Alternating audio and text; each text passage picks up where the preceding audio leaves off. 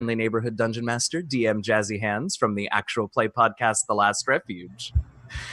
Tonight, we are kicking off a 4-party mega stream of Wizards of the Coast's newest published adventure, Waterdeep Dragon Heist. You may have heard of it before.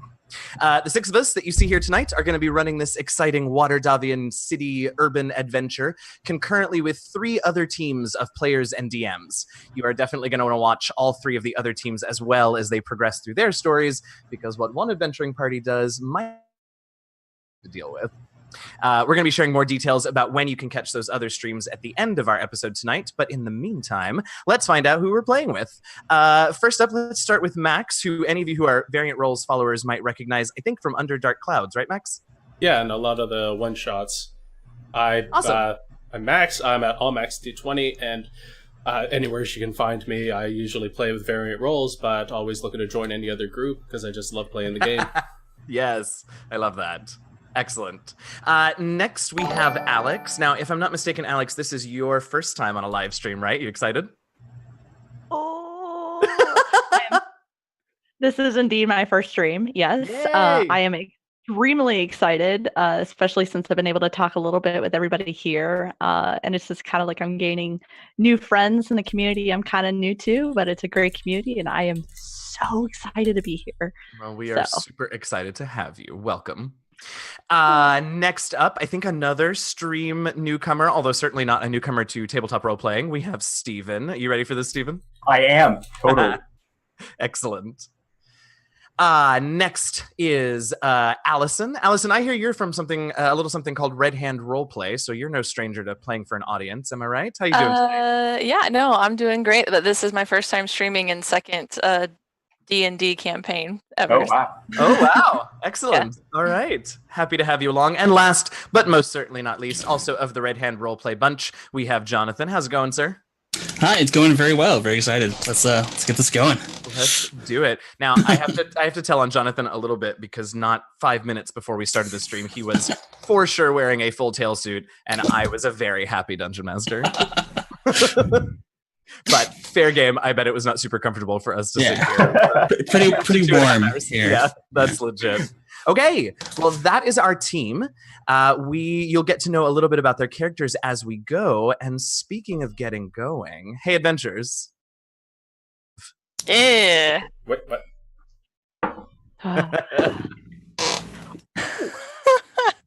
Oh, it sounds like it's going really well so far for all of us. That's great. All right, well, let's start with Allison. What did you get, Allison? 3. Excellent. And how about you, Alex? Oh, all right. Running the gamut here. Jonathan, how about you? A whopping 7. Hey, it's more than 3. Yeah, just barely. Max? Way bigger than Jonathan. Another 7. Another 7. All right, which of you would like to go first? I think we'll let Max go. Okay, great. Max will go. All right. Steven, how about you? 6. Yes! Starting strong. So excited. Well, I love everything about this. Okay, so Alex, why don't we get started with you? Why don't you tell us a little bit about the character that we are now zooming in on? Oh, I should set the scene first just a little bit. So we meet our adventurers as they describe themselves in a tavern, much like any that you might see in any large city in the Forgotten Realms in Faerun, except that as you look a little more closely at some of the clientele here, you notice that there are more who are willingly and openly wearing weapons and armor. And it very quickly becomes apparent that this tavern, the Yawning Portal Tavern here in Waterdeep, is frequented by adventurers that are welcomed by the city. So, Alex, tell us a little bit about who you are and what we're zooming in on. All right, so kneeling by the bar, you see this 5'10", beautiful silver-skinned tiefling with black obsidian eyes and purple hair. She's wearing simple black. It's got a little bit of pizzazz to it. The top's got like this nice silver, and leaning off her shoulders is a midnight purple cloak. Do carry weapons openly, so at her hip she's got these 2 beautiful silver scimitars with little dark amethyst purple and she's just sipping a nice ale with her horns that kind of go circle around like ram's horns. And at a closer look, they look a little darker than they should for a skinned tiefling, because as you see, there are runes just carved into it. And I love her. We'll all grow to love her, I'm sure. All right, so, and her name is Silme, and Silme is standing in... What is she doing at the moment? Looking about, and she seems out in the distance, and she's going to yell out, "Hi, a son on the beautiful half-orc." All right, and a couple of the other denizens of the tavern sort of call out and match that sun, and a few of them try and raise it by a shard or two. Turn, Silme. No, she's just taking in everything she's watching, and hopefully going to make a little coin tonight. Okay, fantastic. Let's hop on down to Max. Tell us a little bit about your character that we now shift the camera over to. Well, Theron is a rather beautifully handsome or handsomely beautiful, depending on the day, and is sitting and fussing over a certain halfling's hair, going, why do they have to be so violent all the time? I don't get it. And while they do this, the easiest way to describe them would be if Jareth the Goblin King from Labyrinth had vibrant red and orange hair and dressed like a Jedi. And just sitting there looking a little bit out of place and just fussing, making braids as best they can. And I'm sorry, I got distracted because I was imagining that outfit that you described. Why don't you make us, for your action on this turn, why don't you make us a dexterity sleight of hand check, and let's just see how good those braids really are. I hope I didn't waste my first natural 20 of the game on that, but... Tightest, most flawless braid anyone has ever seen. Fantastic. So, Theron uses their action to braid the halfling's hair. Let's hop on over to Jonathan. Tell us a little bit about what we're seeing as we shift to you. Right. So the camera sort of pans over, and we focus in on a bead of sweat dropping down a grayish face as this hulking 6'7" Goliath with little red rivulets running through his skin reels back with all of his weight on his back legs. As he comes up, he just kicks, two round kicks to the head, trying to attack his opponent. All right, go ahead and make an attack roll. Or two, I suppose, if you're using that bonus action. All right, the first one was? That's a 23 on the first one to hit. That is going to hit. Yeah. You want me to roll the attacks first and then damage? Sure, yeah, go ahead. Okay. All right, and the second one is a 20. So pretty good at the gate. That is also going to hit. So 2 solid strikes on your opponent. How much damage? That is going to be 14 damage total, actually. Oh, if I'm not mistaken, I think that your opponent drops. So you 2 solid roundhouse kicks, one to one side of the head, the other one kicking your opponent back the other way, and your opponent drops to the ground. Well done. Steven, let's hop on over to you as we leave Rob after dropping his opponent. Well, we return back over to the halfling who's having his hair just expertly braided. And Rowan, Tosscouple Porridge Pot, and there's a hyphen between Tosscouple and Porridge Pot, is kind of small for a halfling in stature, but he's also kind of fluffy. He's somewhere between not really handsome, not really plain, but he's kind of got like a larger nose and freckles, dark skin, brown hair that's not real clean. So it's actually probably a little bit more difficult to kind of sort through it because there's like little bits of stick and leaf and stuff and like some dirt that he's gonna have to they are gonna have to sort through to get them all braided. He's got kind of a bouncy optimism to him, and he's not really standing real still for the whole braiding process. He's kind of like shifting between one leg and the other, and then he's like, "Oh no!" In the direction of the fighting.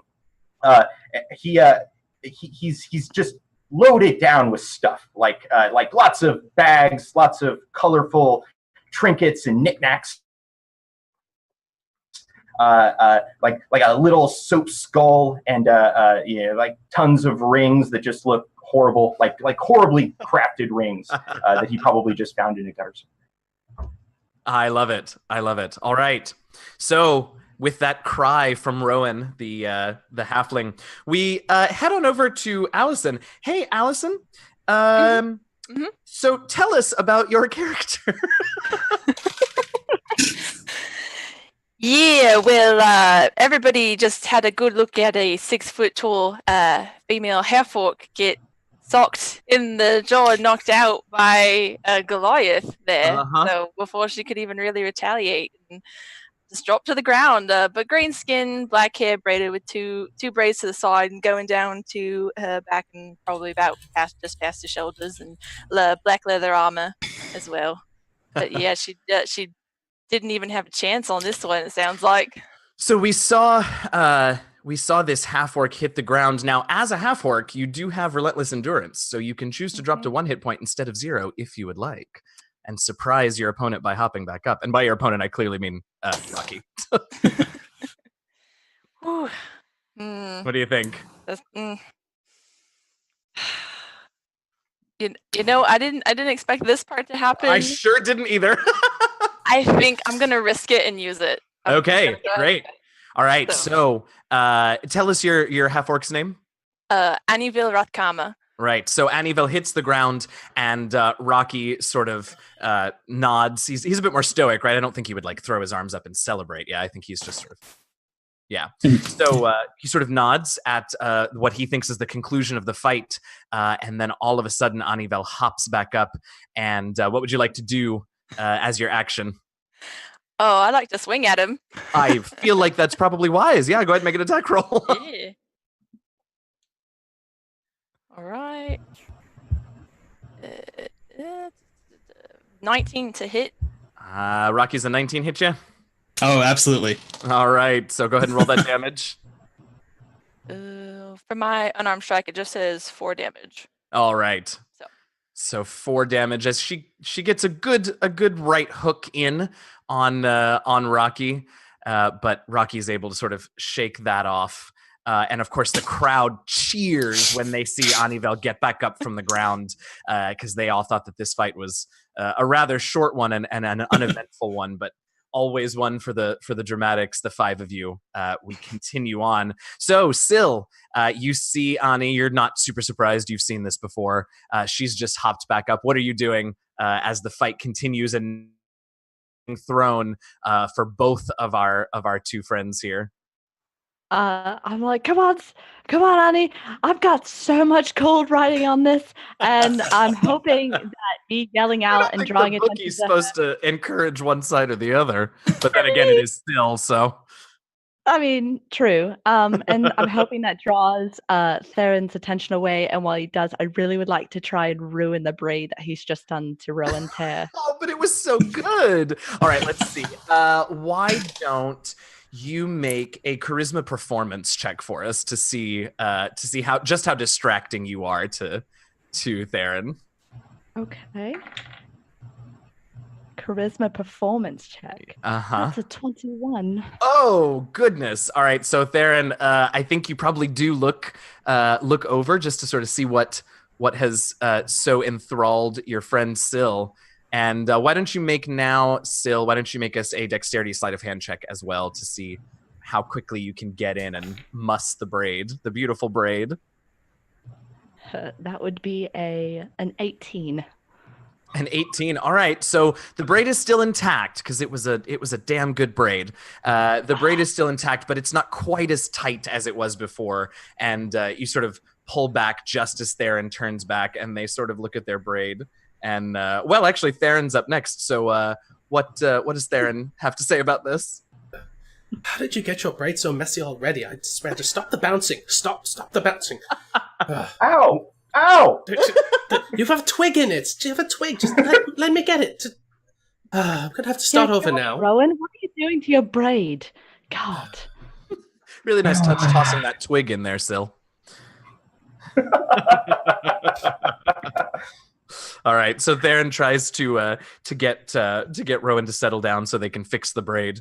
Rocky, we are on to you, and it seems that Ani's not quite done. So as she gets back up, I'll kind of give a little spurt as I spit out a little fleck of blood in my mouth. Say, see, you've got to keep your arms up. You got to block. But that was a good follow through. And I'm going to try and launch another a back fist right to her temple. Oh boy. Yeah. The first that's going to be a 9. A 9. I think that one misses you, Ani, right? Yeah. All right. Right. And then I'll follow it up with a reverse punch. Okay. And that one's a 14. So 14 get you? Yep, does. All right. Okay. So you're a little overconfident. You took his advice. You had your guard up. You had your block up. You managed to dodge out of the way of the first punch, but caught you on the backswing. Mm-hmm. I can't imagine you're going to do less than 1 damage. So I think this time, for good and true, our lovely half-orc maiden drops to the ground. And immediately Syl is swarmed with patrons of the Yawning Portal who bet one way or the other. Let me actually now have perception checks from the 4 of you that are not currently lying unconscious in the middle of the arena. And let's go ahead and start with Theron for that perception. That's a 17. Okay. Rowan? 13. Okay. Rocky? Oh, did I miss it, Rocky? I think he's muted. Oh, sorry, that's my bad. That's okay. Yeah, so I was too busy making sure that Annabelle didn't hit her head on the ground when she went down. So I had a natural 1 on that. Okay. There is life outside the arena. Not in this moment. Not in this moment. And Syl, how about you? I got a 15. Okay. So Syl and Theron, you both notice something as Syl, you just barely are able to sort of hear the commotion, and the only reason you do is because it's so very close to you. Right behind you, and Theron, you're sort of across the way a little bit, but you spot it happening. But right behind you, you hear a commotion, Syl, and you hear a sort of gruff voice that is sort of just yelling incoherently at first from a little ways away, but begins to approach your think for a moment that maybe they're actually coming for you, but you realize they're not when the voice stops and you hear this voice behind you yell out, you pig, you like killing me mates, does ya? And just as you turn around, you see this enormous another half-orc, apparently there are a lot of them tonight in the portal, 7-foot-tall half-orc is hit by a wild swinging punch from a male human who apparently thinks very highly of his martial prowess going after this half-orc. The human's head, you notice, is shaved and covered with eye tattoos. And you realize that maybe his bravery comes a little bit from the 4 other humans that are standing behind him, clearly ready to jump in and hold down this half-orc female that's just gotten sucker punched. But she sort of shakes off the punch. She cracks her knuckles, she roars, and she leaps at this human. And chaos just sort of erupts. So we are going to press on with the initiative order here at this point. Currently, just Syl and Theron realize what happens, but the ruckus that has been caused has caught all of your attention, except for Ani, who's still unconscious on the ground. Let's see, who just took their last turn? It was Rocky, right? Yep. All right, so Rowan, you notice a big commotion coming from near Syl, but you're not really sure what happened. Okay. Well, I'm kind of distracted, and of course my hair is still being braided, so that's probably going to limit my freedom of movement of my head. But I'll try to turn real quick and probably get my hair pulled in the process, which you know. But then is Annabelle awake again, or is she just completely passed out? Not at the moment. She's not in danger of dying. We were, you guys have done this before. This is a frequent thing that you folks do here at the portal, and so they both know well enough to not strike lethally. So she's just unconscious, but she's going to be down for a while, barring any healing or attention. Okay. Well, then I'll not thinking that anything is wrong yet. I am just going to start packing up my stuff. Absolutely. All right. So packing it up, making sure that it's all nice and compact so you can get out of here. Let's hop on over to, well, Annie's unconscious. So we're going to hop back up to Syl. And this commotion has just erupted behind you. So right behind me is some form of a fight that's going on. Yeah, and not one that you're getting paid for. Okay.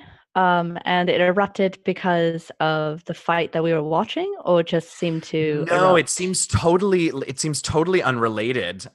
You had noticed the half-orc behind you before, watching with interest, because of Ani in the ring. And then, you'd turned away because she'd placed her bets or whatever. And then you turned around as you heard that human screaming and just watched him sucker punch this half-orc. Didn't seem to have anything to do with anything going on. All right. Well, I am going to go over to the human and see if I can perhaps grab him by the scruff and pull him back and just be like, listen, the both of you. So you sort of push through some of the patrons that have gotten between you and the fight proper, and you realize that by the time you get there, this half-orc has pinned that human down to the ground. She is on top of him and ready to just beat him bloody. So you can certainly try and go for him, but there's a great big half-orc on top of him at the moment. Okay, well then I will just go, listen, darling. I'm not quite sure. Don't get me wrong. Humans, not the greatest ally for my taste either. But seriously, if you really, really want to get in trouble with the god over this puny thing, come on, let's have a drink instead. All right, I like it. Make me a charisma persuasion check. Okay. Nice high DC because they're going at it, but not impossible. What'd you get? Persuasion. Yes. I got a 14. So that is enough to distract the half-orc for just a moment as she hears you speaking. So she sort of turns to look at you. But unfortunately, that gives the human a bit of an opening, and he gets one arm loose and manages to give her another punch, which just enrages her. And so she turns back and raises a fist ready to pummel. Well, you just deserve whatever you're getting now. I'm not sure I disagree, but we're going to move forward. All right, so it is the combatants' turn. This half-orc just goes to town, beating on this human. A couple of his human friends try and get in and pull the half-orc off of him, but she manages to throw them off, at least for the moment, because only two of them were able to get close enough to get to her. The other two were sort of hindered by all of the other patrons of the Yawning Portal sort of clamoring to watch what's going on. So she throws off the two human companions of this one underneath her and just goes to town on him. Theron, you also saw what was happening over there. What are you doing? I have to. I know I have to back up Syl. I really don't want to get involved, but I'll go over anyway and just try and push one of the humans attacking the half-orc. All right, so you're a little bit further away, so it takes a lot more work for you to sort of make your way through the crush of people that are trying to watch. You can just get up there on this turn to sort of see what's going on, and you can get to one of the humans that didn't quite make it into the fray at this point. Okay. I don't have much strength, so if I get to attack... So I just make it. Do I get to try and do a push aside? Mostly sure, just yeah, absolutely. So make an athletics check. Yay, 10. Okay. They got a 17, so you try and shove, but it's just like shoving on a stone wall. But they do sort of turn to you and look confused. Like, what is your business and all of this? Like, why are you? What's happening? This is not the scheduled fight. I love it. A creature of order, that Theron. Rocky, how about you? You see that there's some sort of commotion going on. It's a little harder for you to get a good bead on it because you are down a little bit inside the fighting arena. Mm-hmm. Then some tussle's going on. I'm tempted to ask for like an insight if I know that this is going to be a rumble or... Sure. Okay. Yeah, I'll buy that. Give me a wisdom insight check to sort of get a read on the room as a whole. That is a 15. Yeah, so, I mean, on the one hand, like, remember, many of the patrons of the Yawning Portal are adventurers, right? So they're no strangers to scuffles. That said, like, you also have seen this sort of thing happen before, and usually it doesn't turn out into like a full bar brawl. If it looks like it's going that way, you've seen the proprietor, a friend of Theron's named Durnan, sort of break things up before things get too out of hand. So in terms of like the danger of it expanding too much beyond the people that are involved right now, it should be okay.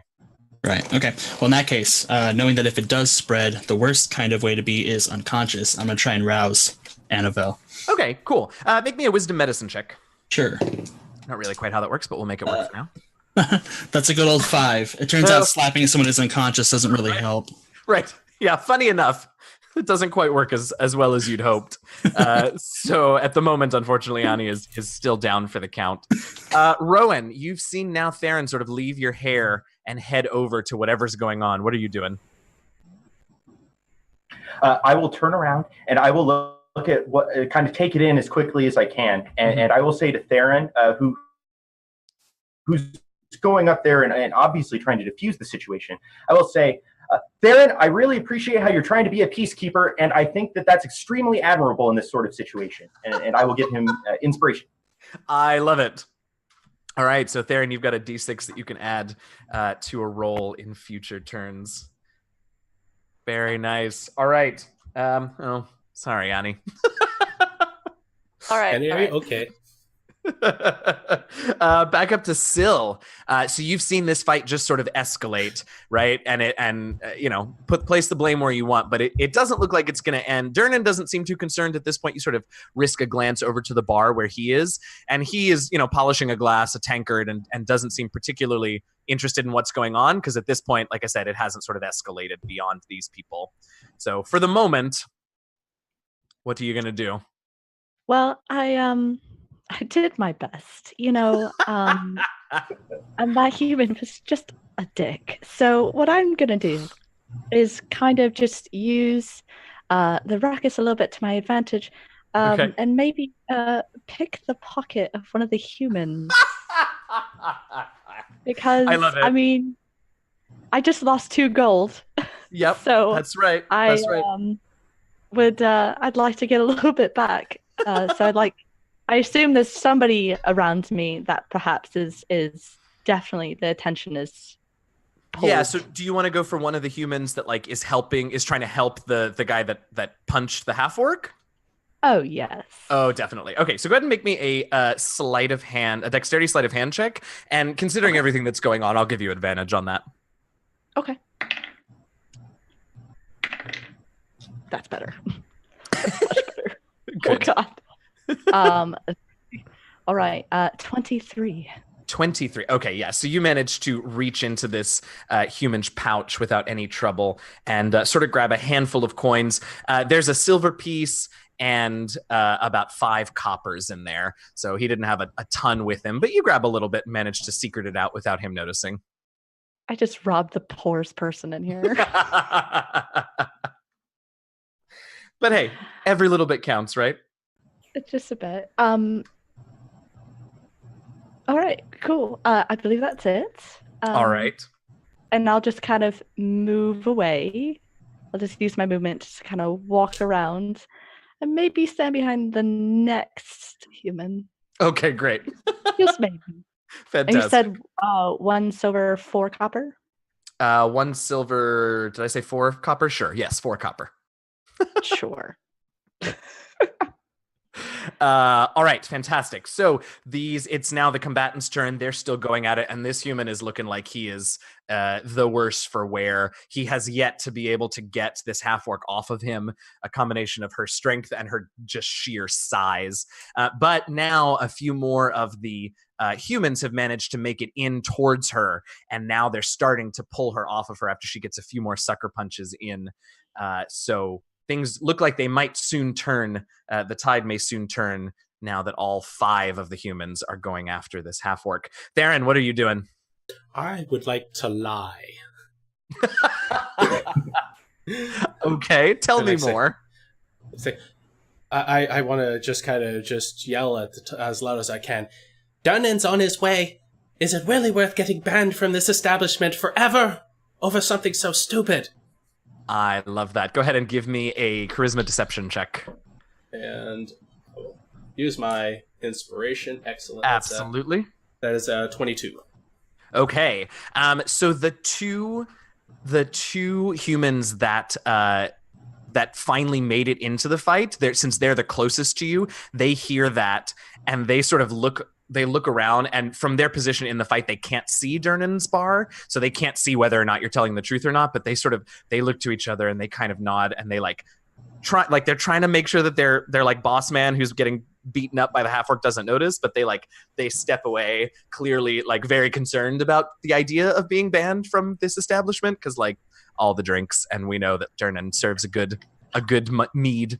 The other two humans that are currently like have arms on the half-orc, they don't go anywhere, largely because they're sort of afraid of turning their back on the half-orc, but they are distracted enough that she managed to sort of wrest loose from them. So it definitely did help her out a little bit, even if it didn't scare them off. Well done, Theron. Rocky. Mm-hmm. While this maelstrom is kind of going on in the background, he's just going to be kind of crouched over Annie. It's like, Annie. Annie. And having been unresponsive last time, I'm going to try and grab a flagon of something and splash it in her face to wake her up. Absolutely. And that immediately has the effect of waking her up. She doesn't feel great, but she is finally conscious, soaked. You can let us know in a moment how you feel about being soaked with beer. But she is definitely conscious. Excellent. Rowan. Well, I am going to support Theron's little deception by casting Minor Illusion to make it sound like the proprietor of the bar is like turning around and starting to pay attention, like, hey, what's going on over there? Or some extent, like real close to their ears. Excellent. So, I love that. Yeah, absolutely. And you've been around enough. Minor Illusion. You've been around enough that like you do a pretty good Dernan too with that spell. Absolutely. And this was near the humans that have not fled yet, right? Yes. Okay, absolutely. So they're going to, well, we'll deal with that on their turn. But they definitely hear it, and they definitely look at least a little surprised and startled and not real thrilled about the turn of events. And then I will use the table for cover. Yes, 100% you do. Annie, you are with us. Okay. Did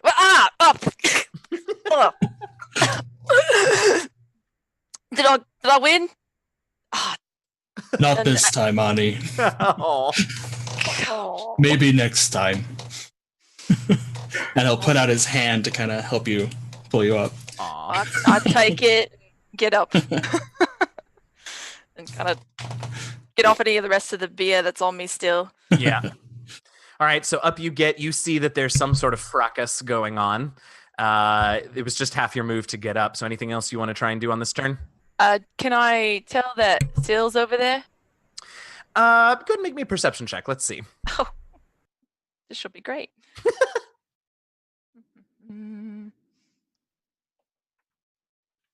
Sneaky. Oh, not that bad actually. All right. 17. 17. Yes, you definitely see Sill over there, and you can sort of see that she's being real furtive about something. You don't see what she's doing, but like she looks, considering the like chaos that's going on, like she looks very still. But she's closest to like the ruckus kind of. Right? Yeah. Okay.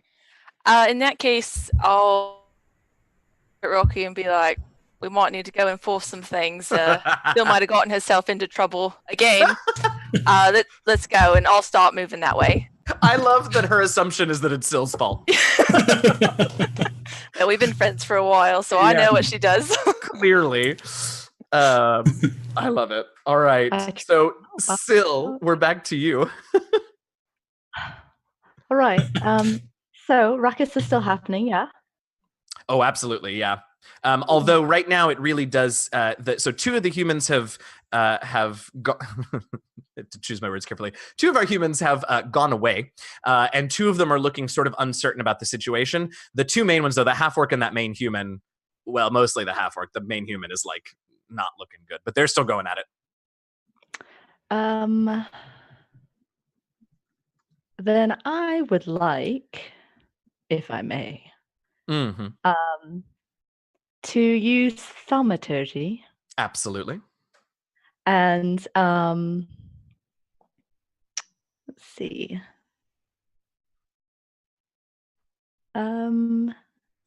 So many choices. I What does know. it do with them all? I think I would like to make my voice boom Okay, great. and just yell, "Enough! All right. This is boring." This is boring. I love it. Okay, so it is their turn now. So first, let's check and see on the two humans that Rowan used the minor illusion on. Let's see. Oh, that one, yes. Yeah. So they are like, no, you're right. You're right. I want to be able to drink here in the future. So they scarper off to parts unknown of the bar, and you do. Since you're watching them, Rowan, to see how effective your spell is, you sort of notice that they sort of run off to one corner of two humans that came in that have already run off. So the four of them are over there. Then Sill's booming voice calls out, and it's it's sort of that moment. I'm blanking on what, I think it's like a Disney movie, but I'm blanking on which one. Like, so this half orc like has the human like in her hands, and she's just like punching him, and both the human and the half orc like turn to look at you, Sill, and as the half orc is looking at you, she like gives one last punch to the human, who falls to the ground unconscious. It was tangled. Was it tangled? I'm just sitting there with like my arms crossed, just tapping my foot, going. She looks a little sheepish, but like also not, because this guy just sucker punched her. So like she's not fair. I mean, right. It's one of those things where I'm just like, he's learned his lesson, I believe, darling. Right. She sort of looks down at him and looks back at you and nods and lets him go. And at this point, we can drop out of initiative for the moment. Yes, Sill. Mulan. It was Mulan. Apparently, yes. It was all of them. It was Mulan, and it was when they were fighting, and then they you're right. In like the warrior camp. Yes, it's the two like sidekicks. And then he punches him over time. And who started it? He did. I was thinking the cuddly duckling scene from Tangled. Oh, there's so many good choices. Now I'm gonna go watch a Disney movie when we're done. All right, so we'll drop out of initiative for the moment, so you can all sort of tell me what you're doing. At this point, though, the half orc sort of stands up, dusts herself off, spits on the human, and turns to you and looks a little bit ashamed, but again, like sort of not really, but also like maybe a little put out that you like interrupted the fight, but clearly she was about to win anyway. So she sort of nods and thanks you for sort of settling things down. I just give her a little wink. She looks a little taken aback, but stammers, yeah. What are the other... actually, let's check on the two that were in the arena. So Rocky and Ani, you guys were heading in that direction. Tell me. Yeah, so as Ani starts heading off towards Sill, they go, hey, you need to be careful. You took a lot of big hits there. You got back up. I like that, but you're wobbling a little bit. I don't know what you're talking about. It's fine. There's just two people over there. There's two Sills. We need to figure out what the problem is. She says as she wobbles. Yeah. There are many more than two people. I'm worried about your eyesight. It's fine. Yeah, she's seeing double vision right now, so she thinks it's two Sills. I'm gonna have so much fun with this. Really good. Really good. All right, so you all head that way. How about you, Theron and Rowan? I'm going to be going over to the individual who just got knocked out by that nice female half orc, and I'm going to see if he's like really hurt, because he might have a concussion too. And sure. Just kind of, I'll get out my healer's kit, which probably takes a little bit to fish out. But once I do, I'll start just heading over that way. Okay, great. So as you head over that way, you'll get to him. Actually, go ahead and give me a wisdom medicine check. Yes, I know. I get a 16. Oh, all right. So he's not going to die. He is definitely going to remember this fight for a while, but he's not in any danger of dying. He's bloodied, beat up pretty good. And as you get there and sort of do this first like cursory examination, you notice that his 4 friends are sort of like trying to like unobtrusively make their way through the crowd towards him. Well, if I can like wake him up, then I'll just start kind of giving him not exactly a lecture. It's way nicer than that, but just kind of like you should take this as a moral lesson. Fantastic. I love it. Theron, how about you? Theron's just tapping barefoot on the ground, just looking over at Annie, bleeding and bruised, just going, I'm not healing that. No, I'm not healing that. They decided to fight. This was their choice. I'm not healing neither of them. No, not tonight. No. Excellent. I love it. All right. So, as you tend to him, Rowan, his friends get there and they sort of wave you off. They're a little gruff with you and sort of wave you off and start to just drag his barely conscious body towards the door. And you look over and you see Durnan sort of waiting for them at the door, arms crossed with one finger pointing. Without saying out, he is very clearly saying out. I told you. I was hoping to ask them about their tattoos. Those are so neat. So you could sort of call that out to them, and they sort of seem to get a little nervous about it and pull him even more out. Why don't you give me, Rowan, an intelligence Waterdeep knowledge check, okay, which is a check that I have added to your sheet on D&D Beyond because D&D Beyond is awesome, and that's a thing I can do. I get a 21. A 21. Okay, you've seen things like this before, and in particular, the arrangement of the tattoos on this human's head. You realize that they must be members of the Xanathar's Guild. Oh, yeah. Yeah, so for those of you unfamiliar, the Xanathar's Guild is the closest thing to a sort of established thieves guild here in Waterdeep. The code legal in Waterdeep is pretty strict and swift to justice, so thieves guilds aren't really tolerated, but the Xanathar's Guild is sort of the closest thing to one. And with that role, Rowan, you know that you've been hearing sort of stirrings lately, that the Xanathar's Guild has been active lately and has been causing trouble around the city quite a bit lately. So you're sort of not entirely surprised to see them here causing more mischief. Well, hopefully he will learn from this experience. Absolutely. Great. So at this point, you all hear screaming. And this is now the 3rd time that loud noises have sort of come as a group here in the Yawning Portal. The first was when Ani got knocked down the first time. The second one was when the fracas started with the half-orc and the human, but now these are coming from the ground floor, and they're coming from right near where the tavern gets its name, from the Yawning Portal. In the center, again, if you're not familiar, in the center of this tavern is a great big well that leads down 100+ feet into the legendary dungeon of Undermountain. And adventurers can come to the Yawning Portal and pay a fee to be lowered down and try their hand at Undermountain, though it is a deadly and storied dungeon that is certainly not for the faint of heart or the inexperienced. And that is where you hear some patrons just begin to scream. And you know that if there is surprised and shocked patrons in the Yawning Portal that are reacting that way, it can't be good. Let me have perception checks from the 5 of you at this point, please. I'm loving all of your faces who are familiar with what the Yawning Portal is, just being really upset about this turn of events. Let's start this time with Theron. 7. Okay. You just really want all of the nonsense to end. That was Theron. Rocky. 17. A little more aware this time. Rowan, how about you? 1. I'm pulling out papers and making sure I jot all this stuff down about the Xanathar's Guild, because otherwise I'm just kidding. Absolutely. Ani, how about you? 18. All right. And Sil? 13. 13. All right. So Rocky and Ani, you guys are the closest ones to it because the fighting pit is not super far from the Yawning Portal. So you two are the closest, and you see Well, you see something really strange, actually. So what you see, you realize what has caused these patrons to start screaming, which is that climbing out, clawing its way up, and climbing out of the portal is this horrible, long-limbed, clawed, green-skinned creature that you identify immediately as a troll.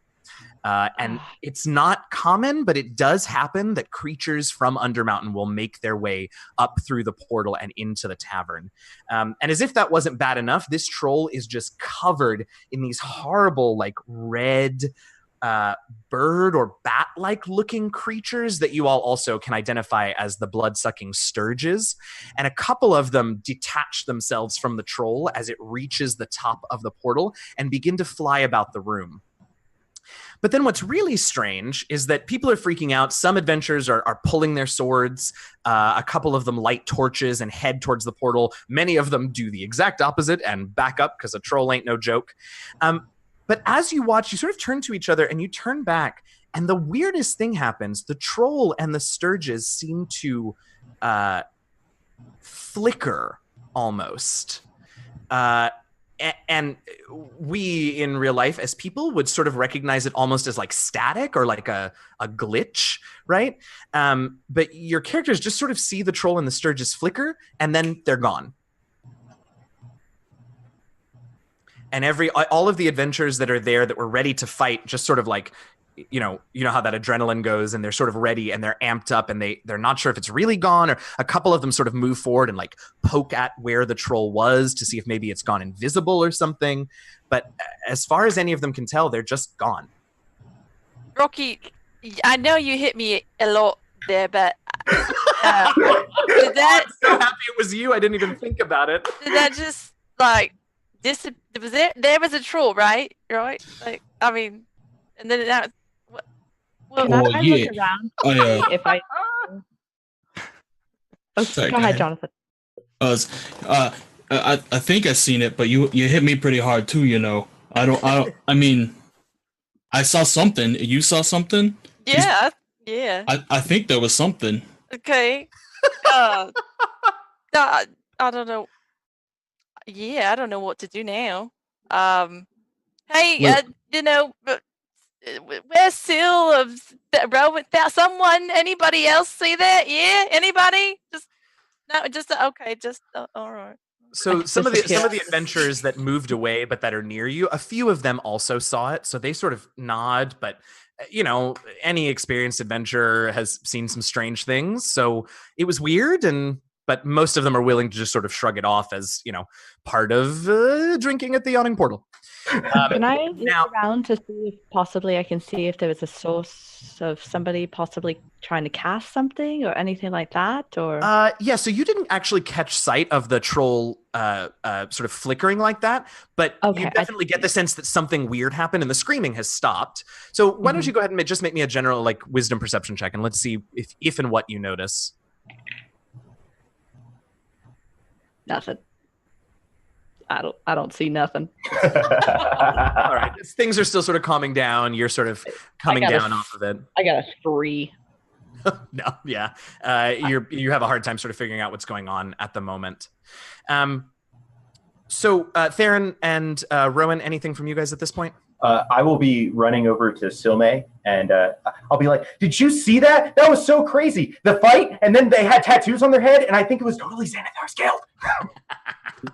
I love this little halfling so much. And I just reach down and I just muffle his hair so much. Aww. Thanks for messing up my braid. Oh no! My armor, and they just thank you so much. And I go, yeah, you're perfect. Sil. Yeah. Oh no, it's ruined. I'm so sorry. Let's make a charisma deception check, Rowan. I get a 22. Holy shit. All right. Well, he really does seem sorry.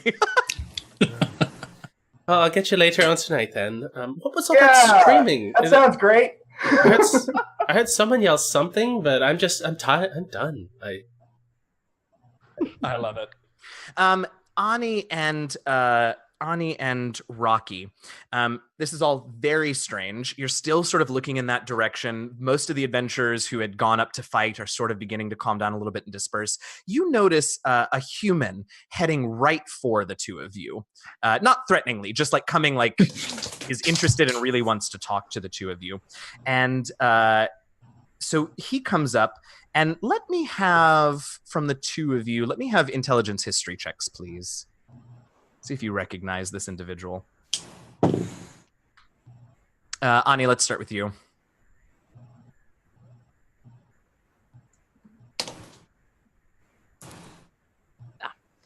14.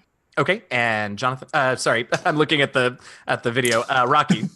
That's a 10. Okay. So Ani, he looks vaguely familiar. You've seen him around the Yawning Portal before, and you think he might be some minor celebrity because sometimes he like has people come up to him or whatever, but you don't really recognize him. It doesn't take long, however, for him to make it to you and to introduce himself, and you do recognize the name as soon as he said it. He sort of sweeps, he adjusts his floppy hat, tightens his scarf, sketches a small little bow to you, and says, Volo Tamp Gedarm, chronicler, wizard, and celebrity at your service. I wonder if I might have a word with the two of you, and perhaps your tree friends as well. All right. You want to have a word with us? And then? He says, yes, well, I've noted you the last couple of times you fought here, and it seems you're both quite skilled, and don't think I haven't seen your other friends. They have some tricks up their sleeves as well, and well, I happen to, and he sort of, as animated as he was a moment ago, he sort of brings it down for a moment. He says, well, I have need of some assistance, and I think the five of you might be just the thing I need. Sure. I mean, sure. So he sort of asks you to collect your friends and shows you where his table is, and he says, "I'll get us a round of drinks, shall I?" Yeah, let's blow the froth off a few. That sounds great.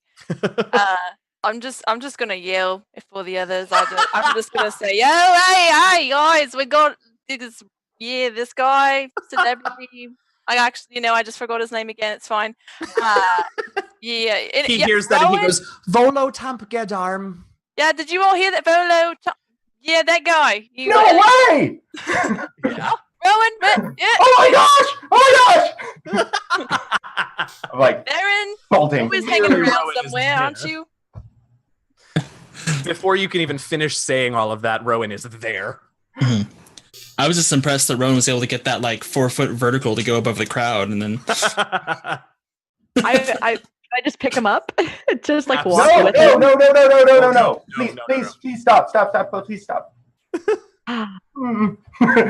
No, we will not be picking up Rowan.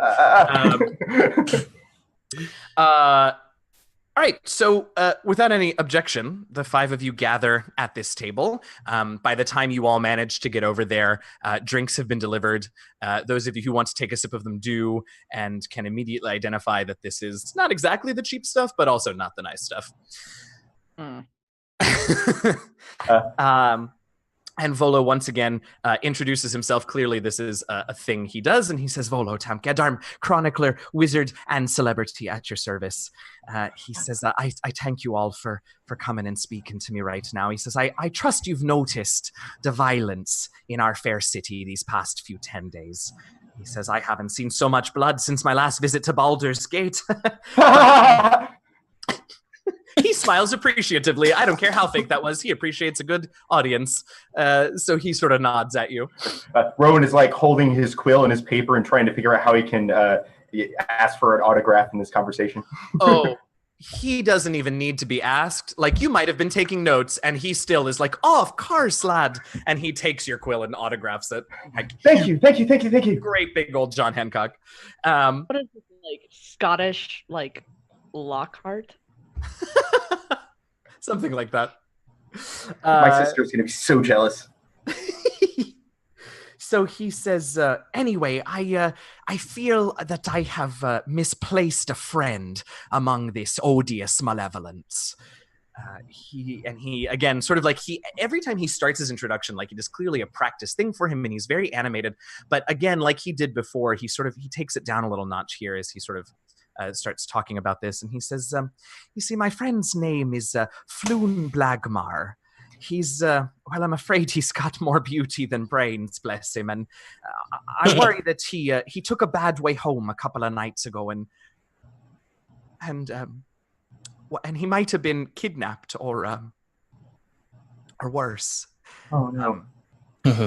If you I'm terribly sorry. If you agree to track him down with all due haste, I can offer you 10 dragons apiece right now, right here on the spot, and I'll give you each 10 times that when you find Floon. Might I please prevail upon the 5 of you in my hour of need? Well, I can't speak for everybody, but I'm definitely going to help you. Oh, you said 10 dragons, yeah? Yeah, says- yeah. And did you say 10 times that if we find him? He says, absolutely. Just find my friend and bring him back safely if you would. And I mean, Well, I'm usually good at finding somebody. I'm in, darling. if you trust him, Rowan, I'll help. Oh, there is no one who is more trustworthy.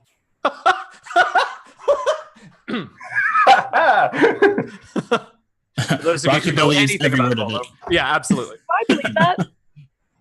Do I believe that? You can. Well, okay. So there's 2 different ways we can go about this. Let's start with make me an intelligence history check, Sil. Rowan tends to exaggerate sometimes, particularly when he's excited. Right. Also, though, like, does Rowan believe it? Because, like, maybe he does. I don't know. He doesn't know, and he just Okay, kind of says it because he's trying to make a good impression. Totally. What'd you get on your check? That would be a 21. Okay, so no. This is like I know him.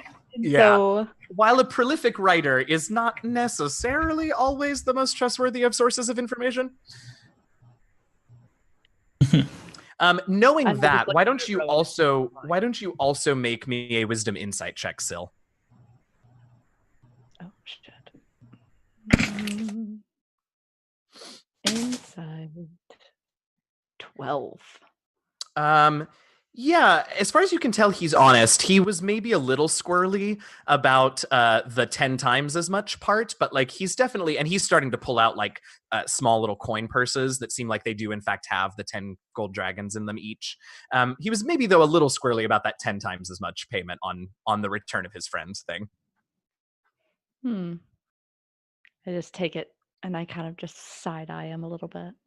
Yeah, so as you take that first bag, he begins then handing them out to the 5 of you and clearly takes that as acceptance and just like heaves a sigh of relief. Rowan, what'd you get? What I get on what? Oh, no, sorry. I thought you were going to say something. Oh, no. I just thank you. And thank you.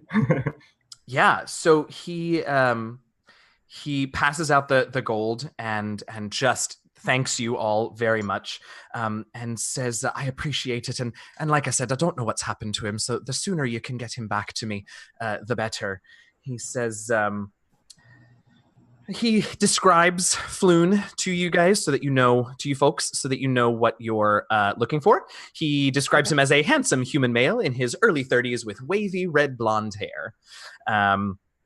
He sort of tells you a little bit about what he was wearing the last time that Volo saw him, which was just 2 nights past.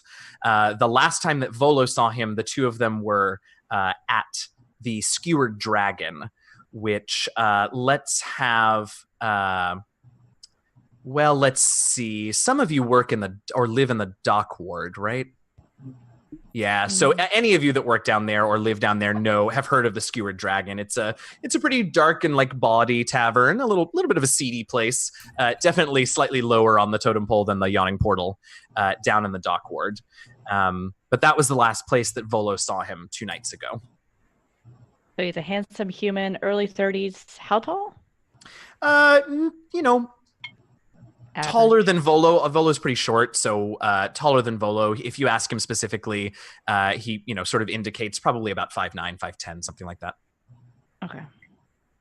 With wavy red blonde hair. Mm-hmm. Yep. Perfect. well dressed, he says.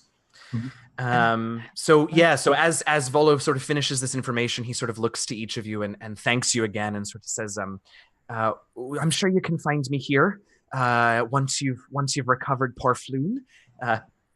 And I can't stress enough the haste. I'm so very worried about him. I don't see why we can't just get started right away. Is that all right? Does anyone else have anything to do right now? Well, I I believe just we some should blood. we should get some more information before we go out of the door, right? We know the place they were, but who else was there? Was there anyone who would have wanted poor Floon to be harmed? Volo says, I can't imagine that there would be. He's a kind soul. As I said, he's not particularly bright, but he's an endearing soul. I can't imagine anyone would wish him harm. He says there were others at the Skewered Dragon, but it was just the two of us drinking. I haven't seen him since I left that night. Who else was there? He says, several patrons. He said none that I was familiar with. I'm sure there are some regulars there. Perhaps you could go to the tavern and ask. Did you part ways outside of the tavern, or was he still drinking and you left? He said, Rivolo says, no, I had to go. And he perks up a little bit at this, although clearly he's very upset about his friend, but he does perk up a little bit and he says, I needed to get to work on a new piece I'm writing. It's a new Volo's guide that I'm working on right now. Do you care to share any hints? He smiles and gives you a little side eye, and he says, "Well, I'll just share the working title with you." He says, "This one's to be called Volo's Guide to Spirits and Specters." Ooh, that sounds fantastic. I look at Volo and go, "Well, you're a well-to-do person. I've been to the Skewered Dragon. Why would somebody so well-to-do be down there?" He again, now you sort of know what you're looking for, and he looks a little squirrely about it, but basically, a little embarrassed actually. But he says, "Well, you never know where one might get inspiration or hear the call of the muse for a future novel or work." I don't think he's talking about ghosts. When I'm he's talking pretty about sure. spirits. Well done. Aha. Well, someone is suffering, and Ilmater says I should do such assistance as I can. Shall we be off in that direction? What time of night is it right now? It's probably mid-evening, getting on towards what one might call nighttime, but it's not super late in the night at this point, I don't think. Okay, so stores are still open. It's not like a city, everything closes at 5. Yeah. Yes, I think that some might have closed down at this point, but there are definitely still some places open. Taverns are sort of just getting going at this point. I'll kind of look over at I'm always Annie. game for another round. What was that, Rocky? Well, I'll kind of look over at Annie and be like, how are you feeling? Do you need to rest? I'm fine. I didn't want to do this, but fine. And I'll give each of them healing Okay. touch. So Alrighty. For Rocky, that's 5, and for Annie, that's 6. Oh, great. Okay, excellent. And Volo watches you do this, and he sort of nods, and he says, "Yes, I knew you were I knew that you were the 5 that were going to help me." And he then looks at you, Theron, and he says, "Did you say Ilmater?" Yes. He says, he nods, and he says, "It's good that we've got one of the faithful among your party, but maybe don't try and convert good Floon. He's not good with the self-denial and all of that." It's not for everyone to give up all they have, but it is a decent calling for those who choose it. He sort of nods sagely, but the effect is somewhat ruined because he just took a big gulp of his tankard. Clearly, Volo is not one for self-denial either. Just out of curiosity, how many groups did you go to before you came to us? He looks somewhat surprised at the question and says, "Why, none, madam. You all caught my eye quite some time ago to be approached should I ever need anything. As I said, I'd watched you fighting for some time now." Silme, you're being rude. Be nice to Bolo. I'm gonna kick Rowan under the table. And I'll completely oblivious to all of that. We'll look over and go, Sil, Ani's getting pretty good. That all makes sense. I mean, makes sense that he'd want to go to us. We're strong. Yeah, we're very capable. Remember the rats? We were like great against the rats. Yes, I remember the rats. I'm still cleaning it out of my armor. That's so gross. And he like punched one and it exploded. Yeah. You're right on Silme. That's why it's still in the armor. I was just on cleanup duty. I didn't see much of it. I was hiding in a drain. I love this. I just look over at Theron. I think he got a little bit still. Right there. Oh, I've had 3 baths already. Y'all, if we ever need bonus content, we are going back and playing out that rat fight. Yes. I guess we're going to another bar. So do we want to like talk amongst ourselves before we head over? Like figure out like kind of a strategy, or to discuss how we want to go about this. We have a strategy. I don't know. Do we not?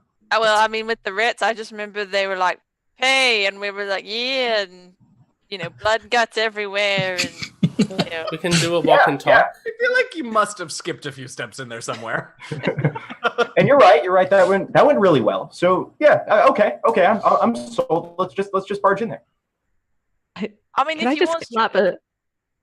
I just want to clap my hand down on Rowan's shoulder and just go, okay, all right, calm down. I know you're excited, but you can't keep appearing excited. I'm sorry, this is really cool. It's so neat. Oh, I know. All right. I'm sorry. This is just one of the most interesting things that's ever happened to me, and I'll take a few breaths. I'm sorry. Give me a second. We'll talk about how that's probably the saddest statement you've ever made later. Anyways, are we ready to go and get a drink at a slightly funner place tonight? Not the first, not the last. And he'll kind of get up. By the way, both of you just did a really good.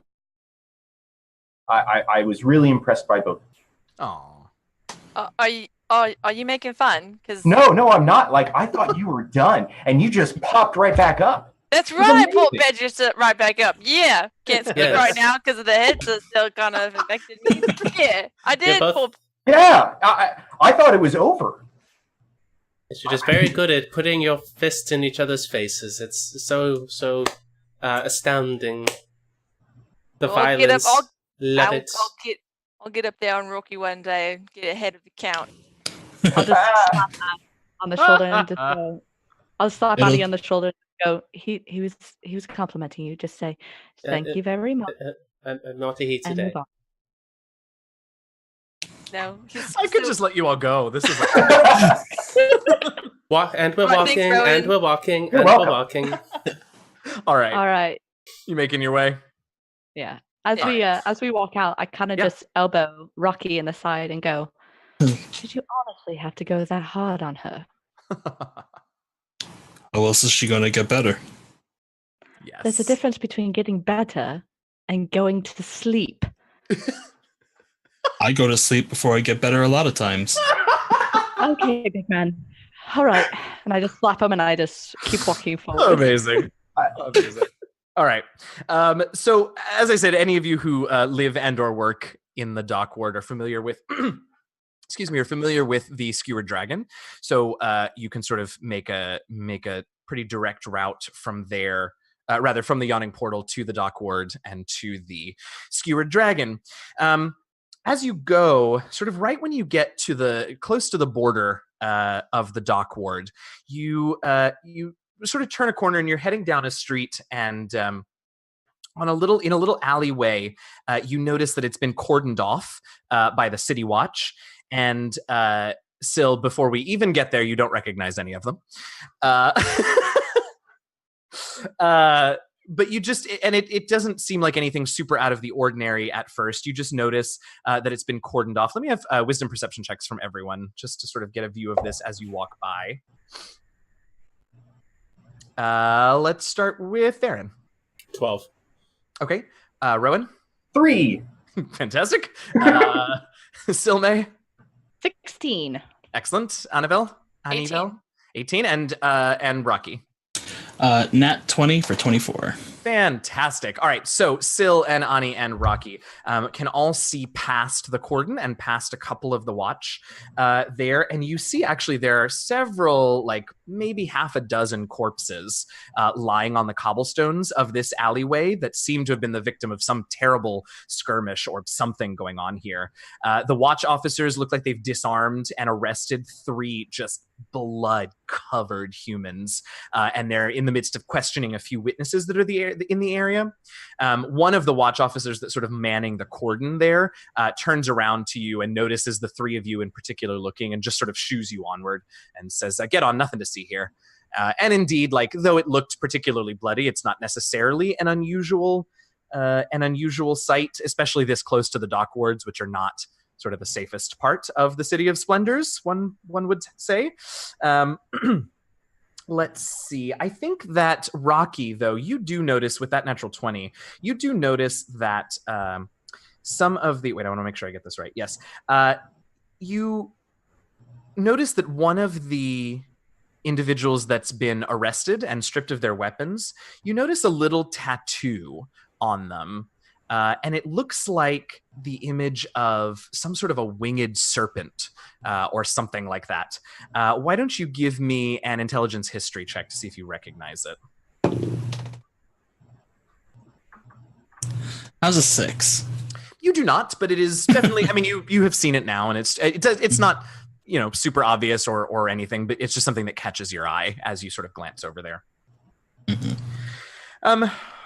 So passing that little whatever it was, you all pass into the dock ward, and just to sort of set the idea, you've come from a much nicer part of town, and in this ward, tall, densely packed tenements leave most of the neighborhood in shadow in this ward down at ground level. Most of the street lamps also, because Waterdeep being a very nice city for the most part that has street lamps that get tended by the Guild of Street Laborers. Here, though, most of the street lamps have had their glass smashed, the candles inside them stolen. Also, the Dung Sweepers Guild clearly doesn't get around to the dock ward super often because this air smells of salt because it's so close to the sea, but also of less pleasant smells. I will let your imagination run wild since I mentioned the Dung Sweepers Guild. So you just pass by row after row of rundown buildings. And eventually you do make it to what you know to be the Skewered Dragon. It looks like a ruin. In fact, if any of you haven't been here before, you're a little surprised that this is where you are meant to be going. Both of its front-facing windows are smashed. There's a ship's anchor lodged in the roof of this establishment. And then through those smashed windows, you can see a group of kind of sad, haggard-looking patrons drinking from huge tankards. How quaint. I really like the decor that they're going for here. I mean, it's obviously very niche, but that anchor, that's neat. Feels like home. I like the size of those tankards. Yeah, I bet. You all head in? Yeah. Yes. All right. So you head inside, and it's a shittier version of any tavern here in Waterdeep. And as I said, there are several groups of pretty sad-looking patrons drinking from their tankards. It's definitely less boisterous in here, at least for the moment. As I said, it's not super late in the evening, so it might get a little rowdier later, but at the moment, it's at least a little more subdued. Does anyone look like they're maybe a regular, like they're kind of holding up the side of the bar, or they? Yeah, good call. Make me a wisdom insight check. 0, because I rolled a 1. Everyone? No one? Yeah. So, okay. Well, I'm just going to go to... Silme is from here. Does she recognize anyone? That's a good question. Go ahead and make me an wisdom insight check with advantage. Okay. Insight 18. Yeah, you don't know any of them personally tonight, but you do recognize a few people that you've seen here in the Skewered Dragon on several occasions. Okay. So I assume that they're regulars. I would Yeah. turn and be like, we have a couple regulars in tonight. Do we want to talk to the tavern owner first or start with the regulars? Oh, well, they all look like regulars, so maybe just the first person that's closest. I mean, this looks like the kind of place where you don't come to unless you're a regular, you know? I will head towards, Sobe will head towards one of the actual regulars. Everyone's either a regular or a regular in the making. I'll head towards the They're barkeeper. either a stranger or a friend in the making. That's a wonderful attitude. I love it. I love it. So who are you? I'm sorry, who are you heading up to? I was too busy coming up with that quip. Probably like I would just head towards one of the regulars, the actual regulars. Right. I choose a bartender. I'll follow after Silme, although I'll let her take the lead on this because this is definitely way more her situation. Okay, and Theron and Annie, how about you? Ani, how about you guys? Following Silme and trying to look very, intimidating. Okay. Theron? Bartender. Oh, bartender, sorry. And Rocky, did you say bartender as well? I didn't, but that sounds fine. Okay, great. So Theron and Rocky headed to the bartender, and the other three of you over to one of the regulars. Let's go over to the bartender first. So he sees you two approaching and just sort of like gives you a little like head nod upwards as if, asking for your order. Rocky, you want to order something? Of course. I just want something big. Sorry. He sort of shrugs and pulls out a great big tankard, fills it up with sort of what is probably the first like ale that he puts his hands on, and fills it up and slides it towards you. I'll pick it up and I'll go, you really shouldn't be too picky. We sometimes won't be able to have this in the future. It's good to be grateful for what you have. And he'll take the big, giant slurp of that. I love it. You can have one for me. I'm going to slap a dragon down, slide it forward, and say, whoa. We just got the tank. We just got paid. Yeah, no, absolutely. I just want to get this over with quickly. Clearly. I'll be paying for anything he has while we're here. I'm just wondering. Really? Great. That's super dangerous. We're looking for an individual who was here a couple of nights ago. A bit of a dandy here with Volo. The bartender's eyes are bigger than you would have thought possible at the sight of that dragon. And he is so stunned that he doesn't even this doesn't seem like a person who would let money go unclaimed, but he's so shocked by this dragon that he does for a moment. And then he sort of reaches for it and it just vanishes off the counter. And finally he sort of remembers that you're there and realizes that you're talking to, and sort of shakes his head and says, sorry, what was it that you needed? Well, not to insult the decorum here, but a friend of ours was in here a night ago with a friend of theirs named Floon. Had red hair, would look very out of place in here. He looks like he's about to sort of shake his head, and then he realizes what he's holding in his hand, and he sort of nods and says, yeah, I saw him. Let's real quick cut over to Ani and Sil and Rowan. So you all have headed up to one of the regulars at the bar, and what's happening over here? So what does this regular look like? This regular is actually a dwarf, and there aren't a ton of dwarfs in the dragon regularly, but that's sort of why you recognized him so quickly.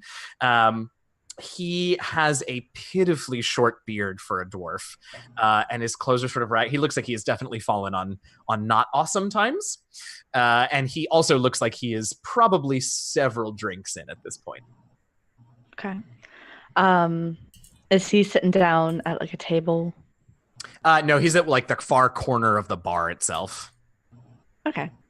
I'll walk up to him and I'll kind of just lean on the bar and go, "Hello, darling. You look like you might need a refill." And I'll kind of just raise my hand up and just say, "Another ale over here. Actually, make it 2, please." And he sort of looks confused. When you say it looks like you need a refill, he looks confused and looks down at his tankard because it's mostly full. But then he really quickly just downs the whole thing and nods at you. And I just go, so I just wonder if we can have a little talk real quick. I'm looking for somebody. They were in here the other night with a friend of ours. His name is Volo, but his friend Floon was with him, and he seems to have kind of gotten into a little bit of trouble. And I'm wondering if you were in the other night and perhaps had seen him. He, so as the bartender takes his leave from the other two for just a moment to refill his drink, and he sort of is starting in on this new drink that you've bought him, and he sort of he puts it down and he takes a breath and he says, "Well, miss, you've been right kind to me, so I don't want to lead you astray, but you should know that I don't remember much about most nights, but I can certainly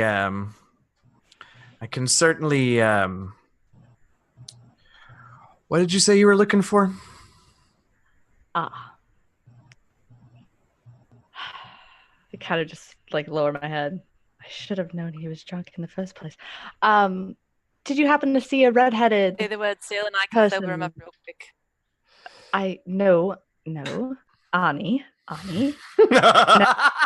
He just looks real unsteady and almost like falls off his bar stool for a second. No. A little cloudy. Eye contact. Look at me, not at her. Look at me. Both eyes. Much both nice eyes. to look at and less. How many of me are there right now? But pick one.